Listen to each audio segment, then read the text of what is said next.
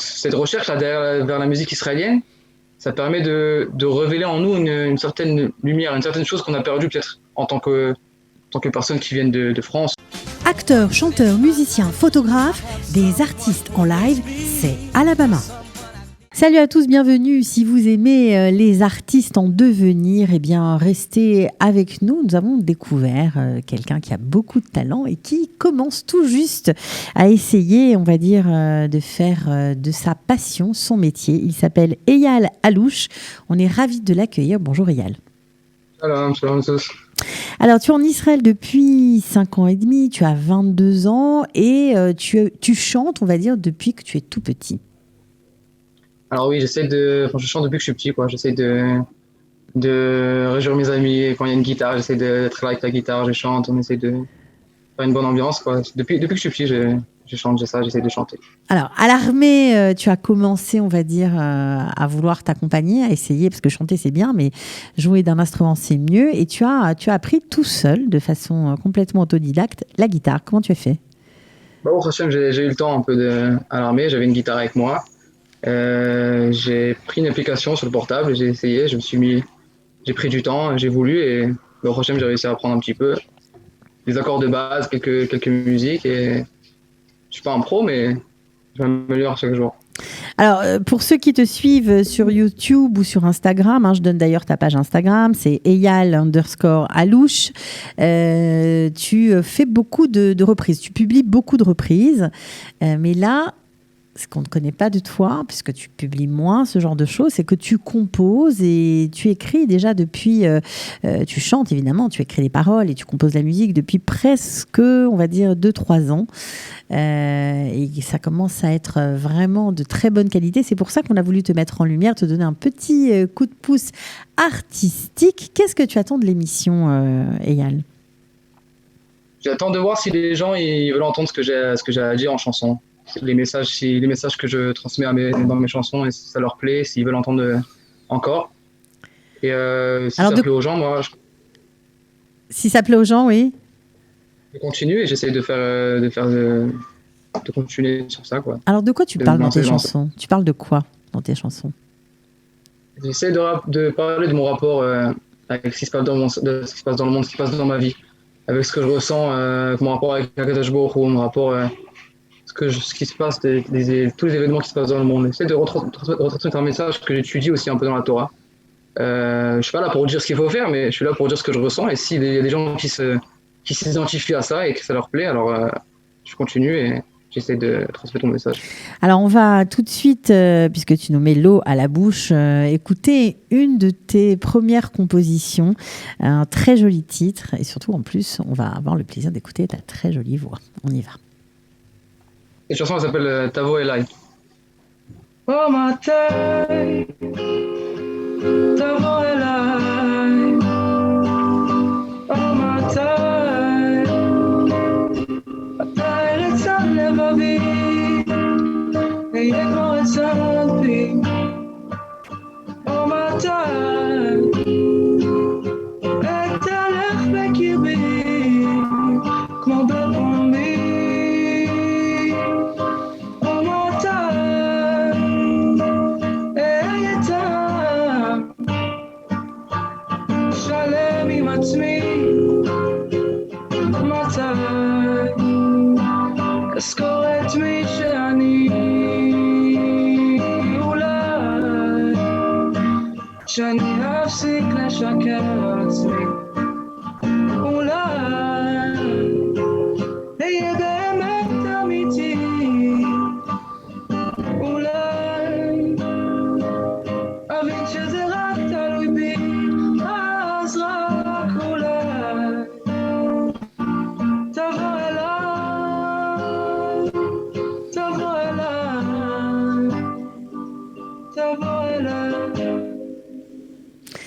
Vraiment magnifique, bravo Eyal, c'est très très joli. Tu as une voix tout à fait particulière avec une signature vocale déjà bien présente. Alors, tu chantes parce que tu ne peux pas faire autrement. Pourtant, tu dois travailler pour gagner ta vie. Qu'est-ce que tu fais aujourd'hui ?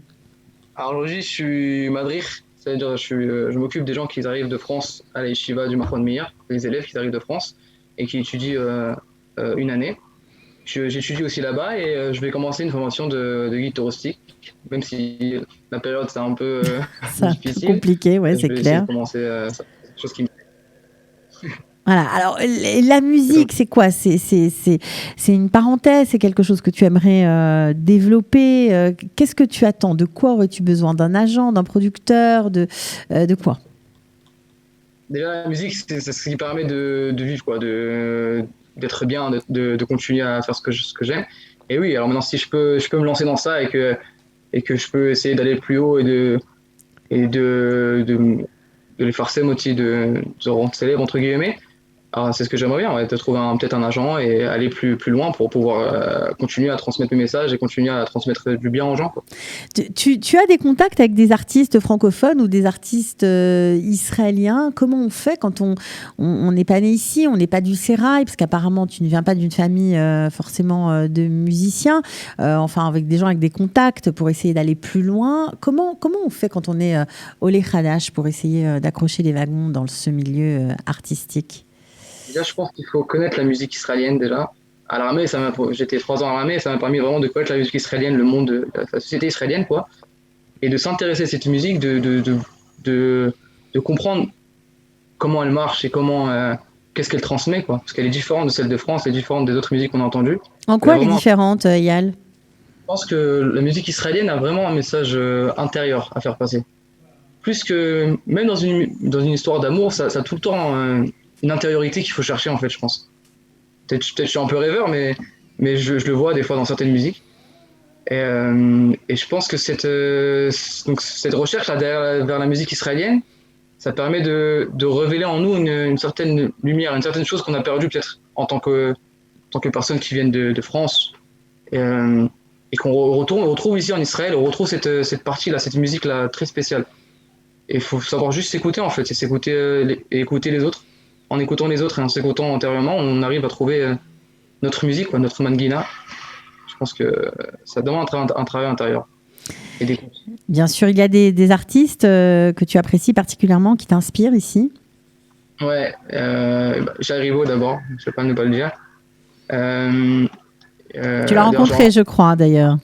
j'ai rencontré une fois et justement c'est lui qui m'a dit pourquoi tu n'essayes pas d'écrire et de l'alchim de composer. Et donc à ce moment-là, j'ai dit pourquoi pas et j'ai commencé à prendre la guitare, etc. Mhm. Il y a aussi Nathan Goshen, Idan Ameji, Hanan Benari, tous ces artistes, même Mizrahi, genre Idan Krasson, c'est une autre nuance de la musique israélienne qui permet de comprendre un peu ce qui se passe, quoi. Parce que c'est vraiment un message que la musique fait passer un message et quand on arrive à relier tous ces messages, on arrive à comprendre ce qu'il faut faire, quoi. Mhm. Peut-être mieux comprendre aussi la société israélienne. C'était une façon de t'intégrer, de se connecter à cette musique. C'était réussir aussi à planter tes racines dans ce pays. Ça veut dire, je pense que pour planter ses racines, il faut bien sûr venir ici, mais aussi un peu s'annuler à tout ce qui se passe ici. Comprendre que même ce qu'on a appris en France, la culture qu'on a, savoir la mettre de côté un moment pour pouvoir savoir ce qui se passe ici et s'annuler à cette culture-là et savoir écouter, comme j'ai dit, et pour après faire le lien avec la culture qu'on a pu acquérir en France et savoir ce qu'il faut enlever de bien, ce qu'il faut enlever de mal et ce qu'il faut garder de bien, quoi. Et donc, ouais, c'est ça, c'est vraiment s'enraciner, quoi, dans toutes les formes possibles, la musique, n'importe quelle forme qui peut exister. Bon, alors moi, je lance un petit avis à tous ceux qui sont de la partie, qu'ils soient francophones, israéliens. Vous pouvez, même si vous avez des copains israéliens, on va dire, dans le monde de la musique, faire passer cette vidéo parce que je pense qu'Eyal Halouch est extrêmement talentueux. Il ne s'en rend même peut-être pas encore tout à fait compte. On va finir avec une autre de ses compositions. Il y en a plein, hein, des compositions. Il y en a plusieurs. Donc voilà, vraiment, faites-vous passer son Instagram, partagez la vidéo et faites en sorte eh bien, que son rêve devienne réalité. On te souhaite bonne chance et vraiment bravo. On a été très charmés par ta voix ici et c'est pour ça qu'on a souhaité voilà, te faire un petit coup de pouce, un Alabama voilà, musical évidemment. On espère que ça marchera pour toi. On se quitte avec ton morceau. Alors ça s'appelle comment ce titre que tu vas nous interpréter? Ouais, J'essaie de l'appeler, on va l'appeler. Il n'y a pas de titre pour l'instant. On essaie de trouver un titre exact. Alors, il n'y a pas de titre, c'était la question piège pour finir. C'est pas grave. C'est pas grave, mais la chanson existe, c'est vrai, promis. On finit comme ça. Merci beaucoup, Eyal, et Batzlacha. אין בעל הנץ, הכיר בניסה, כשחר והרגל מילאו את ראשו, ישן בחושך בנוחות, מצליח לראות את הטעות, רק תרועת שופר מפיל את התורה. ותחזינה עינינו, יצאו עבדך את הבנייה וטפה יכוננו, תחזינה עינינו, כי אף פעם נרגענו לשוב לציון, ירקוד שם, תחזינה עינינו,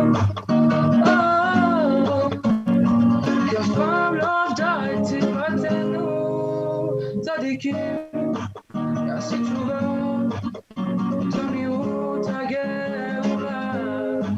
ולשוב לציון ימשכו עליו קצת היית טובה ודאי זו התקופה אסוף את השכינה בתחת תחזינה עינינו ירצו עבדך את הבנייה ותפה יכוננו תחזינה עינינו אפילו אם נרדמנו לשוב לציון ירקוד שם תחזינה עינינו. Acteurs, chanteurs, musiciens, photographes, des artistes en live, c'est Alabama.